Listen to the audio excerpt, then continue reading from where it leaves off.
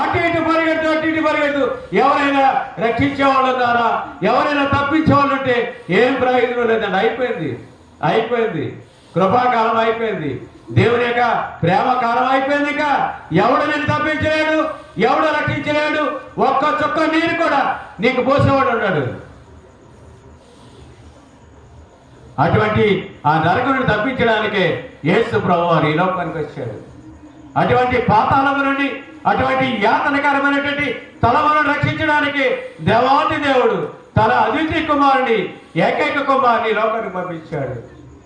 ఆ ప్రేమను ఒకసారి తెలుసుకో, ఆ ప్రేమను ఒకసారి అర్థం చేసుకో. ఈ తాత్కాలికమైన సంతోషం కొరకు, ఆనందం కొరకు, శాశ్వతమైనటువంటి ఆనందము, శాశ్వతమైనటువంటి జీవితం, సంతోషాన్ని పోగొట్టుకుంటావా? తర్వాత కన్నీరు కారుస్తావు, తర్వాత పశ్చాత్తాపడతావు, విలపిస్తావు, ఏడుస్తావు, ఒళ్ళంతా కాలిపోతుంది. ఇప్పుడు ఒళ్ళంతా శరీరం అంతా కూడా నొప్పులాగా అయిపోయింది.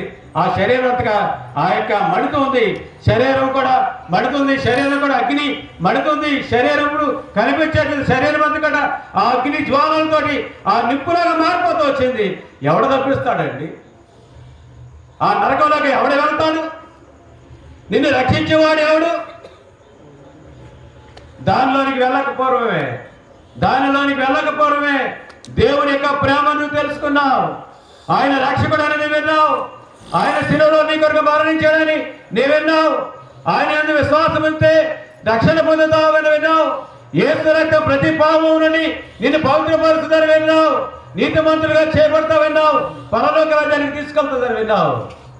విన్నటువంటి నీ హృదయంలో చేర్చుకో, నీ పాపములని శుద్ధి చేసుకో. ఇక పాపం చేయకుండా నీతిగా జీవించు.